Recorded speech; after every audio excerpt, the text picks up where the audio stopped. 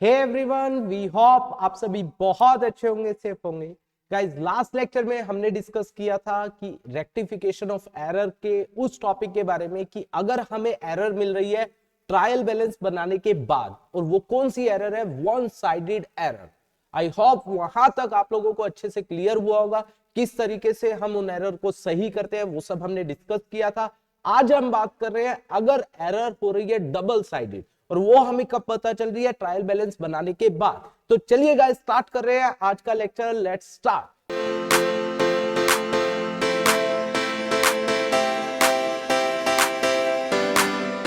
तो देखिए गाइस, हम बात कर रहे हैं रेक्टिफिकेशन ऑफ एरर। एरर को रेक्टिफाई किया जा रहा है कब कब किया जा रहा है गाइस? ट्रायल बैलेंस बनाने के बाद हमें एरर का पता चल रहा है, और वो एरर जो है वो कौन सी है guys? That is double sided error. Yes guys, double sided error. ये कौन सी एरर है? जो डेबिट और क्रेडिट दोनों जगह हुई है। जैसे मान लीजिए, लेट्स सपोज एक ट्रांजैक्शन डेबिट भी होनी थी और क्रेडिट भी होनी थी, दोनों नहीं हुई, तो अल्टीमेटली क्या होगा? अगर मैं यहां पर ट्रायल बैलेंस बनाऊं, ट्रायल बैलेंस के बारे में बात करूं, ना तो हमने 1000 डेबिट में दिखाया, ना 1000 हमने क्या किया, क्रेडिट में दिखाया। क्या ट्रायल बैलेंस आपका टैली करेगा? बिल्कुल करेगा। तो यहां पर सस्पेंस ओपन नहीं होता है। या अगर मैं बोलूं, एक आपने दिखाना था यहां पर 10,000, ठीक है, आपने 10,000 की दिखा दिया, की जगह दिखा दिया 5,000, लेकिन क्रेडिट में तो 10,000 हुआ है। तो इससे क्या होगा?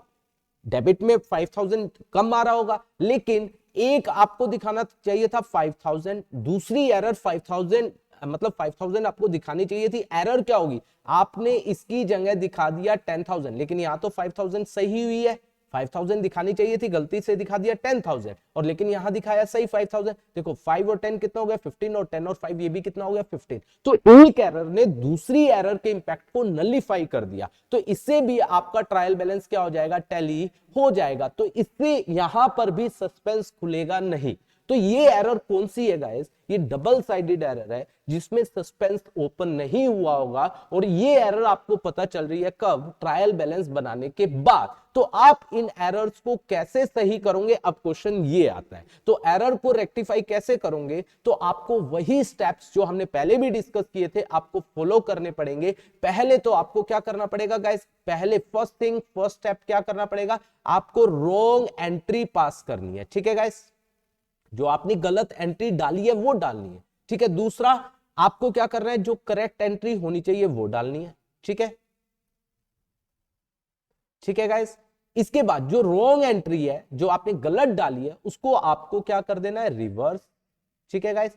रिवर्स करोगे, जो एंट्री आएगी वो यहां लिख दोगे, और करेक्ट एंट्री को एज इट इज लिख दोगे। ये हमारी करेक्ट एंट्री हो जाएगी। और दोनों को हम क्या करके, दोनों को कंबाइंड करके एक एंट्री पास करेंगे, जिसका नाम होगा रेक्टिफिकेशन एंट्री। उसे रेक्टिफिकेशन एंट्री बोला जाएगा। इस तरीके से हम एरर को, डबल साइडेड एरर को क्या करते हैं? रेक्टिफाई करते हैं। तो देखिए, मैं एग्जांपल लेता हूं जिससे आपको ये क्लियर हो जाएगा। देखिए, हमने क्या किया? Sale to Mohan, sale to Mohan for ₹10,000 is recorded, recorded as 1,000। हमने रिकॉर्ड कर दिया 1,000। रिकॉर्ड का मतलब मैंने बताया था लास्ट लेक्चर में, रिकॉर्ड का मतलब होता है जर्नल में आपने गलती कर दी है, जर्नल में गलती कर दी है, तो इसका मतलब जर्नल से उसके लेजर में भी वही गया होगा। हमने 1,000 दिखा दिया, तो एंट्री क्या हुई होगी? मोहन को सेल किया, एम को सेल किया, चलो एम मान लेते हैं, तो entry would be M debit. कितना किया होगा? 1,000। टू में क्या हुआ होगा? सेल। कितना? 1,000। होना चाहिए था कितने से? 10,000। देखो, अब ध्यान से समझना, मैं आपको बहुत अच्छे तरीके से ये बात बता रहा हूं। आपने यहाँ पर ट्रायल बैलेंस अगर बनाया होगा, तो एम डेबिट हुआ होगा 1,000 से, और क्रेडिट सेल हुआ होगा 1,000 से। क्या ट्रायल बैलेंस टैली करेगा या नहीं करेगा? बिल्कुल करेगा, कोई भी सस्पेंस यहाँ ओपन नहीं हुआ होगा। अब इस एंट्री को हमें क्या करना है? रेक्टिफाई। देखिए, अब हमें रेक्टिफाई करना है। पहले तो हमें क्या डालनी है गाइस? Wrong entry. पहले हमें डालनी है रॉन्ग एंट्री, ठीक है, जो हमने की है। हमने रॉन्ग एंट्री की है एम डेबिट टू सेल। कितनी की है गाइस? 1,000, 1,000, ठीक है गाइस। और करेक्ट एंट्री क्या है? करेक्ट एंट्री होनी क्या चाहिए? एम डेबिट कितना? 10,000, और टू में सेल कितना? 10,000, ठीक है। सेल लिख लेना आप। अब इसको आपको क्या करना है? रिवर्स, ठीक है। आपने रिवर्स कर दिया इसको, तो entry would be sale debit कितने से 1000, 2 में एम क्रेडिट हो जाएगा 1000 और करेक्ट एंट्री आपकी क्या होगी, एम डेबिट, ये भी लिखूंगा, एम डेबिट कितने से 10,000 और 2 में से दैट वुड बी कितना आ जाएगा 10,000। अब इन दोनों का कंबाइंड इफेक्ट देखिए, ये आपकी रेक्टिफिकेशन एंट्री होगी। एम डेबिट हो रहा है, देखो 10,000 से क्रेडिट हो रहा है कितने से 1000, तो एम डेबिट रह जाएगा कितने से 9,000 और 2 में सेल, देखो सेल क्रेडिट हो रहा है 10 से, डेबिट हो रहा है 1 से, तो 2 में सेल क्रेडिट रह जाएगा 9,000। That would be the rectification entry. I hope ये बात आपको समझ आई होगी, अच्छे से क्लियर हुई होगी। चलिए मैं ऐसे ही कुछ आपसे पॉइंट डिस्कस करता चलता हूं ताकि आपको ये सारा का सारा टॉपिक बहुत अच्छे से क्लियर हो जाए। देखिए गाइस, पहले हम ये भी देखेंगे कि क्या ये डबल साइडेड एरर है या नहीं है। देखिए 5,000 हमें रिसीव हुए किससे, बी से, sorry 5,000 receive from B has been credited in the account of C. ठीक है, हमने देखो कर क्या दी, रॉन्ग एंट्री, रॉन्ग एंट्री हमने कर क्या दी, किससे मिला है हमें, बी से, लेकिन हमने डाल दिया सी के अकाउंट में, credited in the account of C, केवल सी के अकाउंट में गलती है, मतलब बाकी सही गया है। तो हमने एंट्री की क्या, कैश अकाउंट डेबिट 2 में सी।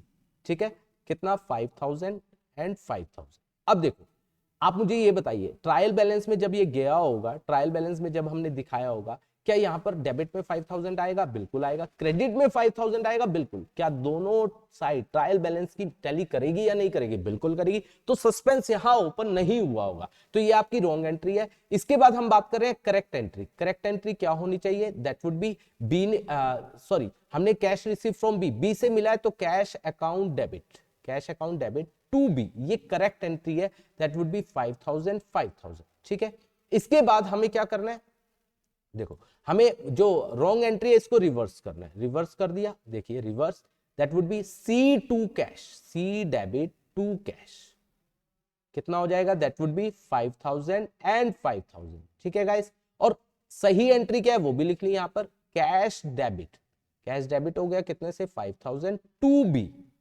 कितना हो गया 5,000। ऑलराइट गाइस, अब देखो कैश डेबिट हो रहा है, कैश क्रेडिट, ये तो नहीं होगी। अल्टीमेटली क्या इसका हमारा कॉम्पोजिशन बनेगा रेक्टिफाइंग एंट्री का, सी डेबिट हो रहा है कितने से 5,000 और 2 में क्या हो जाएगा बी, दैट वुड बी क्या हो जाएगा 5,000, that would be your rectification entry. C debit to B, sorry C debit to B, that would be your rectification, क्योंकि कैश तो खत्म हो रहा है, तो सी डेबिट हो जाएगा और बी क्या हो जाएगा क्रेडिट। आई होप ये बात आपको समझ आई होगी। इसके बाद देखिए नेक्स्ट पॉइंट ध्यान से देखना, पहले हम ये देखेंगे क्या ये डबल साइडेड है या नहीं है।